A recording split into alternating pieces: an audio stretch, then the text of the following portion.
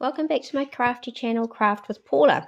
Today we're going to play with some stencils. Now stencils add such a great little background to your pages and your creations.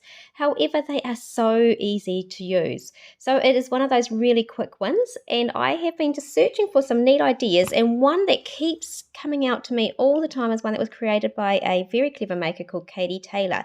So today I'm going to recreate a similar effect as what she has with the lovely sun ray stencil that you're going to see in a minute. Prior to that though, I'm preparing my photos. Now I've got about 5 photos, but I do just want to put them onto a single page layout.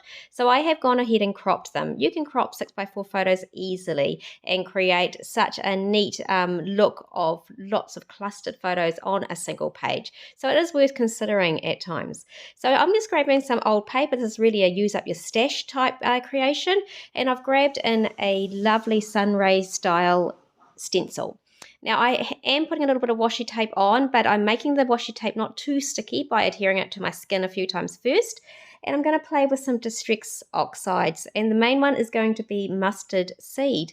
Now mustard seed's a nice bright yellow. What I am doing is adding a bit more pressure in the center of the stencil and then going out a lot lighter to the outside edges. As you'll see when I lift it up, you can get a nice graduation in the look. Now this is not going to be a perfect look and perfect stencil because this whole page is really about being a bit more sort of clustered and fun. So that is why I've allowed it to be a little bit messy. Now what we're doing here is I do fiddle around with my photos for a little while, but I'm just trying to find a way to make it so that the photos show pretty well, even though they're being slightly overlapped.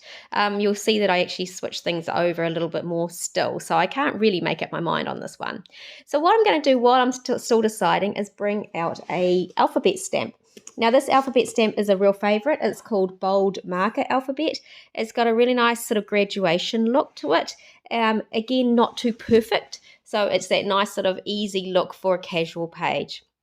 So I'm just putting together a little title. I start usually in the center of my page, and as I'm not completely over the top of this, I'm not getting this perfectly straight. If I was worried about that, I would have ruled a small guideline for myself just to help myself out. This is going to be just a nice casual effect, so I'm quite happy for it to not be perfect and straight. So I'm just going through, as you can see, that even a lot lower than it should have, but that's all going to be good in a minute because I do balance it all out. So I'm just finishing off the title here, and then I'm going to have a little think about what other stamps I can add to the page, just to sort of add a little bit of subtitling and a little bit more effect around. Now another stamp set that I go to many times over is one called All Day Every Day. This one has got lots of little subtitle type words you can use throughout. So I grab the word enjoying, and a bit later on I grab another little small sentiment as well that I put near the bottom. So as you can see, I've gone and matted one photo just to make it stand out a little bit more, and that's going to be also a nice grounding spot for a bit of journaling at the end.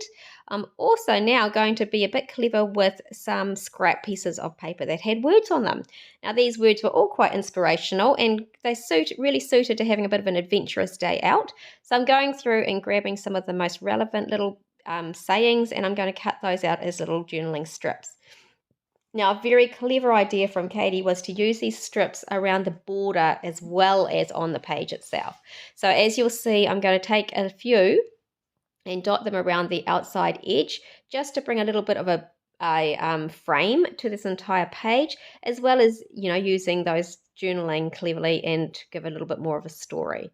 So here I've got lots of options to choose from. They are actually very tiny. They're probably about 1/4 of an inch, and I love that look. It's so neat and tidy. It's such a nice slim-lined effect.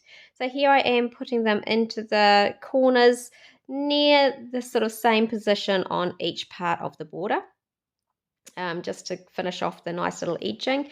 And then you see I'm going to take out a ruler and a journaling pen to finish off the border.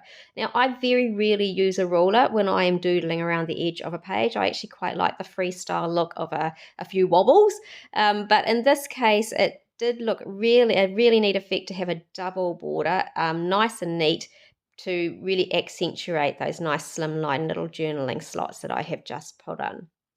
So I'm just finishing off this lovely border, and then I'm going to add in a little bit more stamping, as you'll see shortly. just to finish off the little subtitling. This is a really simple layout to put together. The main effect really is the stencil. The stencil took me, about 20 seconds. So it is one of those things that is great to have in your little toolkit to create one of those nice wow effects without too much effort. Always good. So here I am just adding in the last little stamp that I wanted to take from that fun stamp set. And I'm still stamping in black. I'm trying to bring a bit of black throughout the page because the background is so light. It's a really nice contrast. Now, I'm actually quite loving our acrylic shapes. I used to find them a little bit thick and hard to work with. Now they are very slim. They are much, much easier to put onto a page without adding too much bulk. So I'm going through and trying to find some black accents. I've gone for the hearts. I had a little collection of those. So I've gone for a few different styled hearts. And the best way to adhere your acrylic shapes is using glue dots.